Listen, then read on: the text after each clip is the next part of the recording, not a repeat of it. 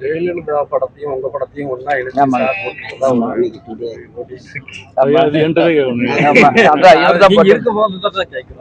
கேளுங்க சொல்லுங்க.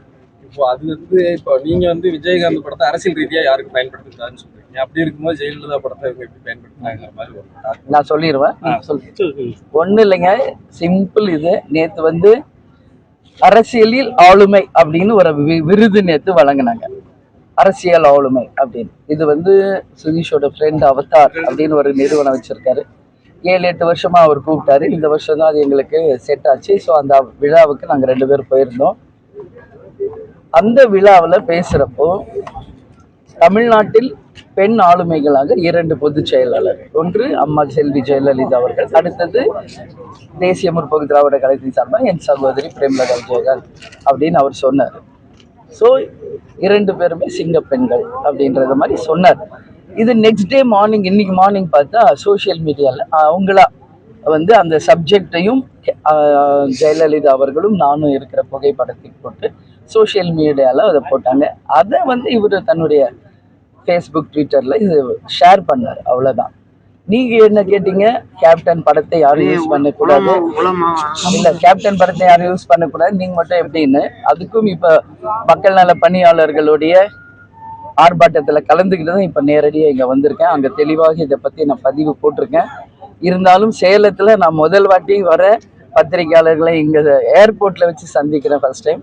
ஸோ உங்கள் கேள்விக்கு நான் பதில் சொல்கிறேன்.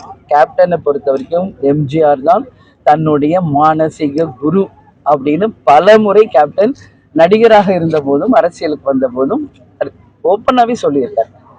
அப்போ கேப்டன் சொல்லும்போது அவருடைய எம்ஜிஆருடைய சிலை தான் இன்றைக்கும் நம்ம தலைமை அலுவலகத்தில் இருக்குது, உங்கள் எல்லாருக்கும் தெரியும்.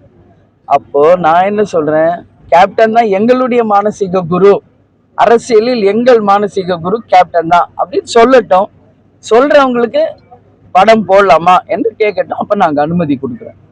வெறும் எதுவும் சொல்ல மாட்டாங்க, வெறும் போஸ்டர்லையும் பேனர்களையும் மட்டும் யூஸ் பண்ணால் அதுக்கு வந்து நாங்கள் மறுப்பு சொல்லியிருக்கோம். ஏன்னா கேப்டன் கட்சின்னு ஒன்று இருக்குது. இன்னைக்கு நாங்களும் இன்னைக்கு ஒரு அரசியல் கட்சி இல்லையா.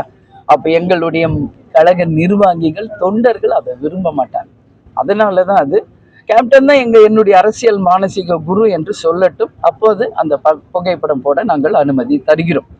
அது வந்து நாங்கள் கட்சி பேனர்லையோ எதில் போடலாது, ஜஸ்ட் கம்பேர் பண்ணுறதுக்கு ஒரு டிசைனாக போட்டிருக்கோம். கம்பேர் பண்ணுறாங்க வந்து போஸ்டர்ல, கட்சி போஸ்டரில் போடல. நாங்கள் அது மேம் தெளிவாக சொல்லுவாங்க. சோஷியல் மீடியாவில் மற்றவங்க போட்டதை அவர் ஷேர் பண்ணார், அவ்வளோதான்.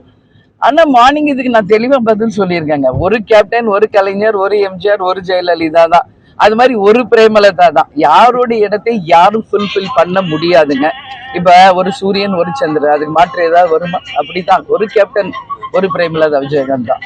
அந்த மாதிரி தான். அதனால நாங்கள் என்ன சொல்கிறோம், அவங்களோட வந்து பெண் ஆளுமை அப்படின்னா யாருன்றப்ப நானே அந்த அம்மாவை தான் சொல்லியிருக்கேன். அரசியலில் என்னுடைய ரோல் மாடல் அம்மையார் ஜெயலலிதா அவர்கள் தான் நான் சொல்லியிருக்கேன்.